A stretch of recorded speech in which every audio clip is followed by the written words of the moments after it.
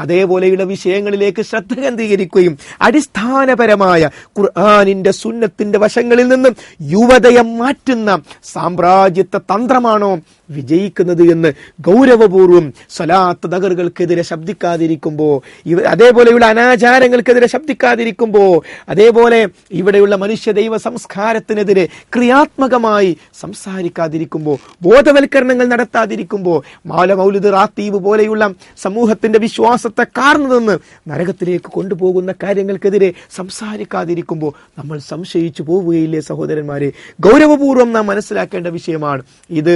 വിശ്വാസത്തിന്റെ വിഷയമാണെങ്കിൽ ഇനി ആചാരങ്ങളുടെ വിഷയം, മഹാനായ പ്രവാചകൻ സ്വല്ലല്ലാഹു അലൈഹി വസല്ലം അവിടുന്ന് പഠിപ്പിച്ച ദീനിൽ ബർത്ത്ഡേ എന്ന ഒരു ഏർപ്പാടുണ്ടോ?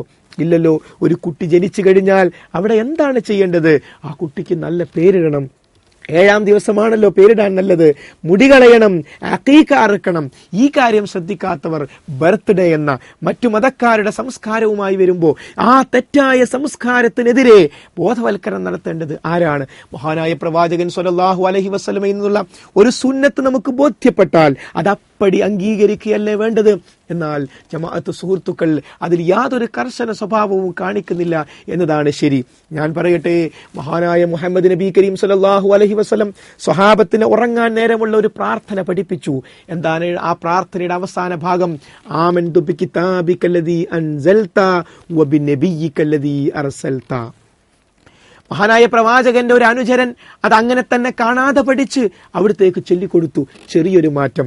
ആമൻതു ബികിതാബികല്ലദീ അൻസൽത വബിനബിയികല്ലദീ അർസൽത എന്നിടത്ത് വബിറസൂലികല്ലദീ അർസൽത. നബി എന്നിടത്ത് റസൂൽ എന്നായി പോയി. നമ്മുടെ അഭിപ്രായം എന്താ? നബിയും റസൂലും ഒന്നും തന്നെയല്ലേ? ഇത്രയൊക്കെ തർക്കിക്കാനുണ്ടോ?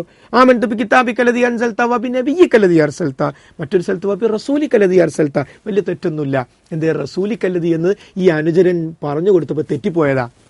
നമ്മുടെ അഭിപ്രായം എന്താ? രണ്ടും ഒന്നല്ലേ എന്നായിരിക്കാം.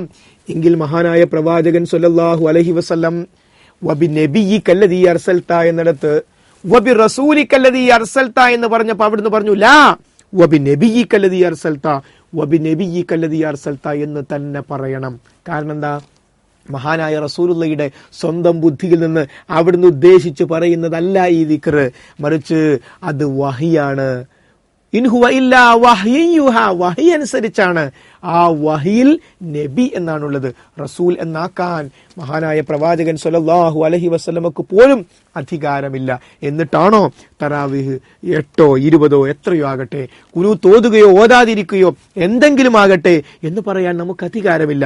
പ്രവാചകൻ സ്വല്ലല്ലാഹു അലൈഹി വസല്ലം സുബഹി നമസ്കാരത്തിൽ ഖുനൂത്ത് ഓതിയിട്ടുണ്ടോ? ഒന്ന് പഠിക്കാൻ തയ്യാറാവും. ഒന്ന് ഇറങ്ങിക്കോ, ഹദീസിന്റെ അടിസ്ഥാനത്തിൽ പഠിക്കാൻ തയ്യാറായിക്കോ, നിനക്ക് ഉത്തരം കിട്ടും. ഉണ്ടെങ്കിൽ ഓതണം, ഇല്ലെങ്കിൽ ഓതരുത്. മഹാനായ പ്രവാചകൻ സ്വല്ലല്ലാഹു അലൈഹി വസല്ലം അത് ചെയ്തോ? എങ്കിൽ ചെയ്യണം. ചെയ്തിട്ടില്ലയോ? ചെയ്യാൻ പാടില്ല. അതാണ് ഇസ്ലാമിന്റെ നിലപാട്. കൂട്ടപ്രാർത്ഥന പ്രവാചകൻ സ്വല്ലല്ലാഹു അലൈഹി വസല്ലം ഫർദ് നമസ്കാരങ്ങൾക്ക് ശേഷം നടത്തിയോ? എങ്കിൽ ചെയ്യണം. നടത്തിയിട്ടില്ലേ? പാടില്ല. വളരെ കൃത്യമാണ്. എന്നാൽ പ്രബോധനത്തിൽ വന്നൊരു ഉദ്ധരണി പലപ്പോഴും പല വേദികളിൽ നമ്മൾ കേട്ടതായതുകൊണ്ട് വിശദമായി പറയുന്നില്ല. ആ ഉദ്ധരണി എന്താണെന്ന് അറിയാമോ? പ്രവാചകൻ സ്വല്ലല്ലാഹു അലൈഹി വസല്ലമയും സഹാബത്തും ഫർദ് നമസ്കാരങ്ങൾക്ക് ശേഷം ഒറ്റക്കാണ് പ്രാർത്ഥിച്ചത്. എന്നാൽ കൂട്ടായി പ്രാർത്ഥിക്കുന്നത് തെറ്റാണെന്ന് ഈ ലേഖകൻ കരുതുന്നില്ല. ആദ്യം സത്യം പറഞ്ഞു. പ്രവാചകനും അനുയായികളും ഫർദ് നമസ്കാരങ്ങൾക്ക് ശേഷം ഒറ്റക്കാണ് പ്രാർത്ഥിച്ചത്. എന്നാൽ കൂട്ടായി പ്രാർത്ഥിക്കുന്നത് തെറ്റാണെന്ന് ഈ ലേഖകൻ കരുതുന്നില്ല. ആദ്യം സംഭവം വ്യക്തമായി. പ്രവാചകനും അനുയായികളും ഒറ്റക്കാണ്, ബസ് അത് മതി. പിന്നീട് ഈ ലേഖകന്റെ കരുതലിന് ഇസ്ലാമിൽ എന്ത് സ്ഥാനമുള്ളത്? ഒരു സ്ഥാനവുമില്ല. അപ്പോൾ ആദ്യം സത്യം പറയുക, എന്നാൽ 2 രൂപത്തിലും ആകാം. ഇതൊരിക്കലും ശരിയല്ല. മഹാനായ പ്രവാചകൻ സ്വല്ലല്ലാഹു അലൈഹി വസല്ലമയുടെ സുന്നത്തിനെ പരിഹസിക്കുന്ന ഒന്നും നമ്മൾ ചെയ്യരുത്. 1992 ജൂൺ മാസം 27 ഇറങ്ങിയ പ്രബോധനത്തിൽ വളരെ കൃത്യമായി സലഫികളുടെ ഈ സുന്നത്തിന്റെ കാര്യത്തിലുള്ള ശ്രദ്ധയെ പരിഹസിക്കുന്ന വാചകങ്ങൾ നമ്മൾ കേൾക്കുക. എത്രമാത്രം മുഹമ്മദുൻ റസൂലുള്ളാഹി എന്ന കലിമത്തു തൗഹീദിനോട് എത്രമാത്രം അവജ്ഞയാണ് അറിയാതെയോ അറിഞ്ഞോ കാട്ടിപ്പോയത്. എന്ത് സമഗ്രതയാണ്, എന്ത് സമ്പൂർണതയാണ് ഇവർക്കുള്ളത് എന്ന് നമ്മൾ ചിന്തിച്ചു പോകുന്ന ഉദ്ധരണിയാണ്. എന്താണ് പറയുന്നത്?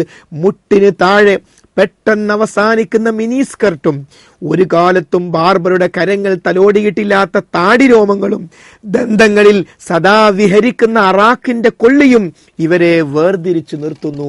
3 സുന്നത്തിന് ഒറ്റയടിക്ക് അങ്ങോട്ട് പരിഹസിച്ചു കളഞ്ഞു. ഒന്നാമത്തത് എന്താ? നെരിയാണിക്ക് താഴെ വസ്ത്രം പോകാതെ നെരിയാണിക്ക് മുകളിലായിരിക്കും വസ്ത്രം. മഹാനായ പ്രവാചകൻ ഗൗരവത്തോടുകൂടി പഠിപ്പിച്ച കാര്യം. ഉമർ ഇബ്നു ഖത്താബ് റളിയല്ലാഹു അൻഹു കുത്തേറ്റ് കിടക്കുമ്പോൾ പോലും താക്കീത് നൽകി, മോനെ ആ തുണിയൊന്ന് ഉയർത്തി ഉടുക്കുക എന്ന് ഉപദേശിച്ച കാര്യമല്ലേ. രണ്ടാമത്തത് താടി വെക്കുക. താടി എന്നത് പ്രവാചകൻ സ്വല്ലല്ലാഹു അലൈഹി വസല്ലമയിൽ നിന്ന് 24 മണിക്കൂർ നമുക്ക് ലഭിക്കുന്ന ഒരു സുന്നത്താണ്. പ്രവാചകന്റെ സുന്നത്ത് കിട്ടാൻ വെക്കുന്ന ആ താടിയെ, അതിനെ പരിഹസിക്കുക. മൂന്നാമത്തതോ, മഹാനായ പ്രവാചകൻ പറഞ്ഞല്ലോ, എല്ലാ ഫർള് നമസ്കാരങ്ങൾക്ക് മുമ്പും നിങ്ങൾക്ക് ഞാൻ പല്ല് തേക്കുന്നതിന് നിർബന്ധമാക്കുമായിരുന്നു. എന്റെ ഉമ്മത്തിനതൊരു പ്രയാസമാകുമായിരുന്നില്ലെങ്കിൽ അത്രയും പ്രധാനപ്പെട്ട സുന്നത്തെടുക്കാൻ വേണ്ടി ഒരു അറാഖിന്റെ കൊള്ളി ഒരു മനുഷ്യൻ കയ്യിൽ വെച്ചാൽ അതിനെ പരിഹസിക്കുകയാണ്.